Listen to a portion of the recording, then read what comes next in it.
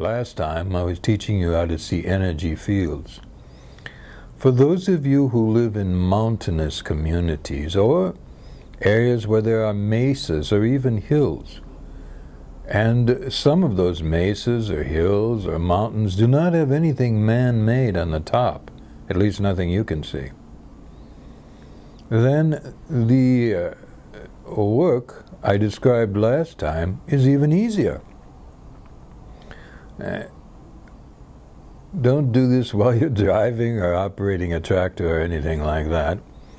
Just stand someplace where you're completely safe and look at the top of that mesa or mountain or hill. And let it be something that's a little bit at a distance, all right? Again, move your point of perception, if it's at the top, okay?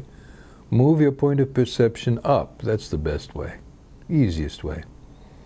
And even if you see something bright in between those spaces where you're looking and the top of the mountain or hill, keep going like this for a ways, okay?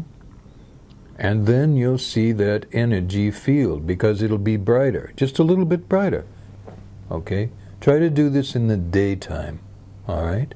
You can even do it in the early morning when there's not too much light, or later in the evening when there's not too much light, but begin this practice of seeing energy fields like this when there's enough light out so that you can notice the contrast between the light of the day and the brightness of the energy field. You see, I want you to notice that contrast. Then begin practicing, doing that from time to time. Once you get good at this and you can see this, you'll be able to glance at something and within a few seconds, using that technique, notice the energy field. Try to look at other objects from time to time. Picture frames are good because they often represent a stark contrast between the frame of the picture, say, and the wall it's hanging on. There's usually quite a difference in color and so on. Begin practicing with that, and do not do this with human beings or animals now. As you practice with these objects, could be a lamp, could be anything like that, focus on looking for that bright, okay? Eventually you're going to notice, in the case of something small, say something like this, hanging on a wall, might be a picture, might be something else, might be, oh, say, one of those gauges that shows it's going to rain or not. You might, as you get good at this, actually see the entire shape of the object in light, all right, in its energy field, just slightly away from the object itself.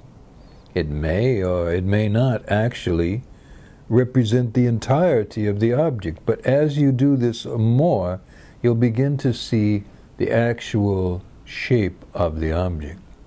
When you get to that point, then, if you like, and you have a pet that loves you, a dog, a cat, a bird, whatever, a horse, you can do that with them. But always pay attention to whether they agree to it or not. Try not to do this when they're asleep, unless you've already been doing it with them for a long time, because it could disturb their sleep. You don't want to do that.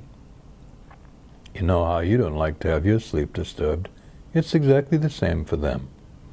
So, when they are awake and doing something, not needing your attention, you can try that with them. But if they suddenly look at you and or turn and walk away, you'll know that you have to say, sorry, or I won't do that again unless you say it's okay.